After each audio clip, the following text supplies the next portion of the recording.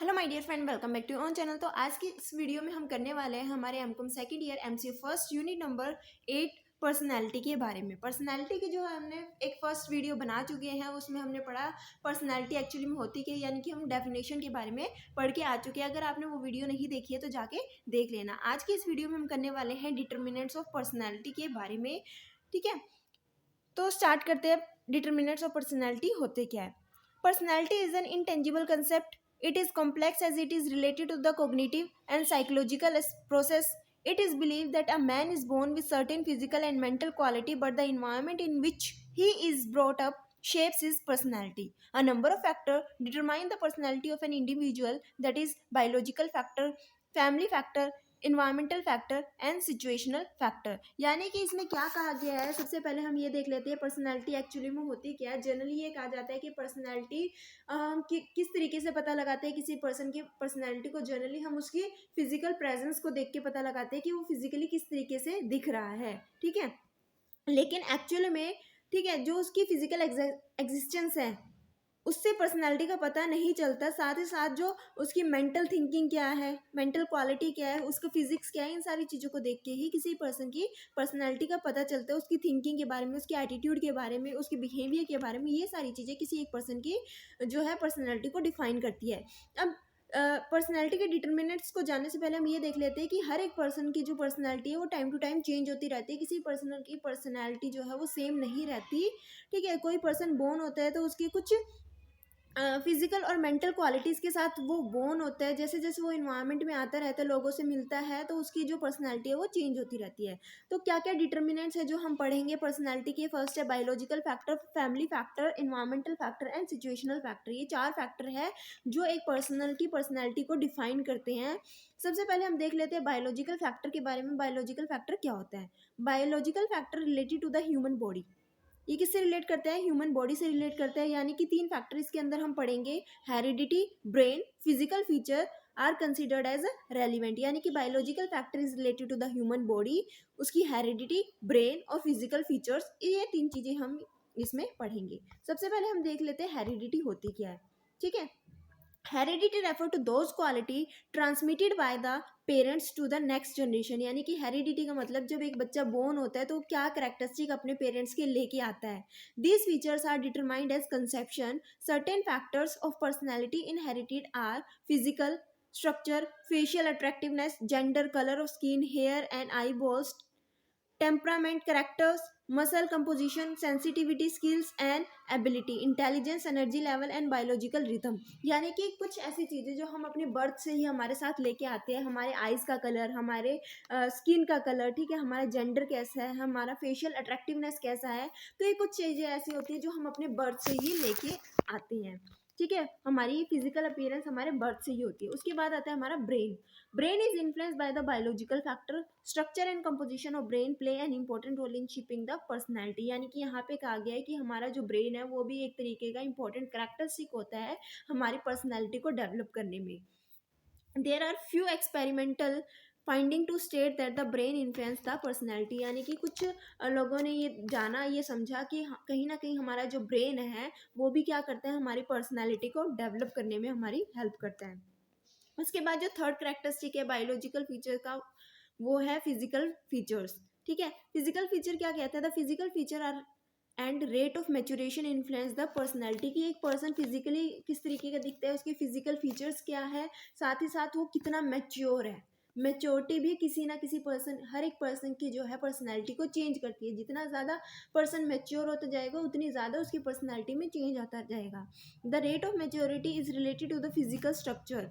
ठीक है, it is believe that an individual external appearance has a tremendous effect on personality. For instance height, colour, facial attraction, muscle strength influence one self concept. यानी कि कहीं ना कहीं एक person की फिजिकल अपीयरेंस भी उसकी पर्सनैलिटी को बताती है, साथ ही साथ वो पर्सन कितना मैच्योर है।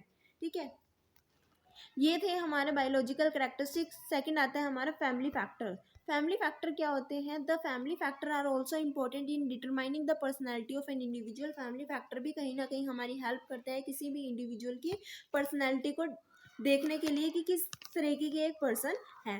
तो 3 मेजर फैक्टर हम इसके अंदर पढ़ेंगे। फर्स्ट है सोशलाइजेशन प्रोसेस, सेकंड है आइडेंटिफिकेशन प्रोसेस एंड थर्ड है birth order influence the personality.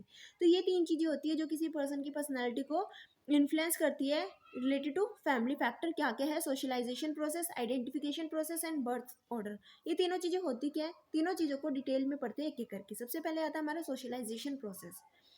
Socialization is a process of acquiring wide range of behavior by an infant from the enormous wide range of behavior potentials that are open to him at birth.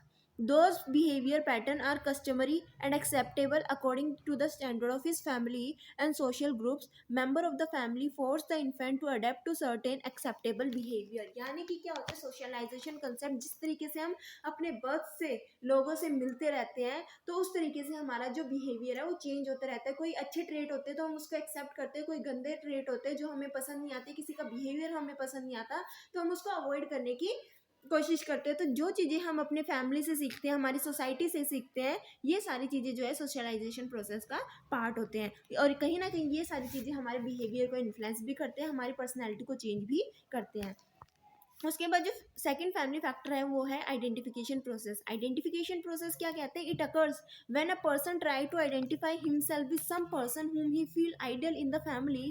Normally a child tries to behave as his father or mother. यानी कि जो identification process ये होता है कि हम किसी के जैसा बनना चाहते हैं क्योंकि हमें वो पसंद आ गया, उसके ट्रेड्स हमें पसंद आ गए, उसका बिहेवियर, उसका नेचर हमें पसंद आ गया, जिसकी वजह से हम भी उसके जैसा बनना चाहते हैं। जैसे कि एक बच्चा अपने पेरेंट्स के जैसे बनना चाहता है, अपनी मदर के जैसे बनना चाहता है, अपने फादर के जैसे बनना चाहता है, तो ये आता है हमारा आइडेंटिफिकेशन प्रोसेस में कि हम किसके जैसा बनना चाहते हैं, कौन हमारा आइडियल है। उसके बाद आता है बर्थ ऑर्डर। बर्थ ऑर्डर क्या कहता है कि किस तरीके से आपका जन्म, आप फैमिली में फर्स्ट चाइल्ड हो, सेकंड चाइल्ड हो, थर्ड चाइल्ड हो, तो ये आता है हमारा birth order. For instance example से हम समझ लेते हैं बर्थ ऑर्डर किस तरीके से पर्सनैलिटी को डिफाइन करता है। For instance first birth are likely to be more dependent. First birth are likely to be more dependent, more rational, ambitious, hardworking, cooperative and are less aggressive। ये थे हमारे birth order के define की birth order actually में क्या होता है। ठीक है, उसके बाद आता है हमारा नेक्स्ट फैक्टर जो है इन्वायरमेंटल फैक्टर। इन्वायरमेंटल फैक्टर किस तरीके से हमारी पर्सनैलिटी को चेंज करता है या डेवलप करता है। Environmental factor are those which exist in and around the individual. They are social and culture factor. Culture determine human decision making, attitude, independence और डिपेंडेंस, सोबरनेस और aggressiveness, competition, cooperation and shyness. There are two vital aspects of culture. Firstly, unquestioning obedience by the individual and secondly, accepting by the large group. तो इसमें क्या कहा गया है कि environmental factor क्या होता है? इन्वायरमेंटल फैक्टर यानी कि हमारे आसपास के लोग, हम किस तरीके के लोगों के बीच में रहते हैं। ठीक है, हमारा कल्चर कैसा है, हमारी सोसाइटी कैसी है। कल्चर भी हमें हमारे डिसीजन मेकिंग को, ठीक है, अफेक्ट करता है। कहीं ना कहीं हम डिपेंडेंट रहे या इंडिपेंडेंट रहे, ये हमारे कल्चर के अकॉर्डिंग ही पता चलता है। साथ ही साथ हमारा नेचर कैसा है, हमारे अंदर कॉम्पिटिटिव स्पिरिट है या कोऑपरेशन है, शाइनेस है, ये सारी चीज़ें जो है हमारे हम कल्चर से अडोप्ट करते हैं। ठीक है, तो कहीं ना कहीं हमारा जो पर्सनैलिटी है वो कौन इन्फ्लुएंस करता है? हमारा कल्चर और हमारा सोशल फैक्टर्स। ठीक है, फर्स्टली इसमें क्या कहा गया है कि दो बहुत ही इंपॉर्टेंट कल्चरल फैक्टर है। फर्स्टली कि हम किसी की बात को क्या कर रहे हैं, मान रहे हैं बिना किसी क्वेश्चन के। ठीक है, सेकेंडली क्या कर रहे हैं, acceptance by the large group. उसके बाद आता है culture establish norms, values and attitude which are enforced by different social group. Individual are compelled to behave in conformity to the culture establish by the society.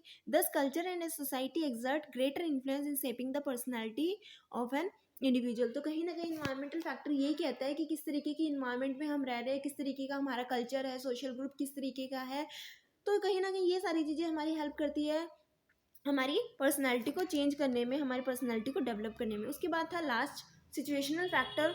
वो क्या कहता है? Situational factor generally an individual personality stable and consistence, it change in different situation.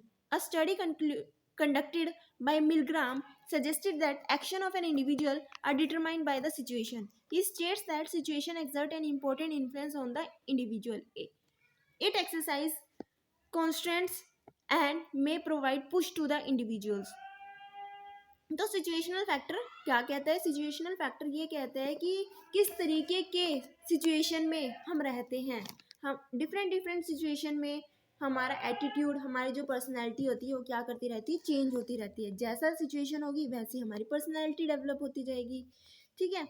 Thus, it is clear from the above discussion that host of the factor exert influence in the shaping of the personality of an individual. Therefore, one has to understand personality as a holistic system. यानी कि personality को जो है वो बहुत सारे factor मिलके क्या करते हैं? शेप करते हैं। बहुत सारे फैक्टर मिलके हमारी पर्सनैलिटी को चेंज करते हैं, डेवलप करते हैं।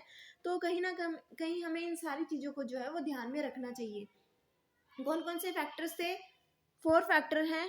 फर्स्ट है हमारा कौन सा? बायोलॉजिकल फैक्टर, जिसके अंदर हमने 3 चीज़ें पढ़ी है, heredity, brain and physical features. उसके बाद था हमारा फैमिली फैक्टर, जिसके अंदर हमने पढ़ा सोशलाइजेशन प्रोसेस, आइडेंटिफिकेशन प्रोसेस और बर्थ प्रोसेस। ठीक है। उसके बाद आता है हमारा इन्वायरमेंटल फैक्टर और उसके बाद लास्ट फैक्टर है हमारा सिचुएशनल फैक्टर। तो ये 4 फैक्टर हमने पढ़े हैं जो हमारी पर्सनैलिटी को चेंज करते हैं, पर्सनैलिटी को इन्फ्लुएंस करते हैं। आई होप कि आपको ये टॉपिक अच्छे से क्लियर हो गया होगा, अच्छे से समझ आ गया होगा। अभी भी कोई डाउट है, कहीं पे कोई प्रॉब्लम है तो कमेंट सेक्शन में कमेंट करके ज़रूर बताना। वीडियो अच्छी लगी तो वीडियो को लाइक शेयर सब्सक्राइब करना मत भूलना। आगे बाकी जितने भी टॉपिक्स रहते हैं वो आगे आने वाली वीडियो में हम देखेंगे। Thanks for watching.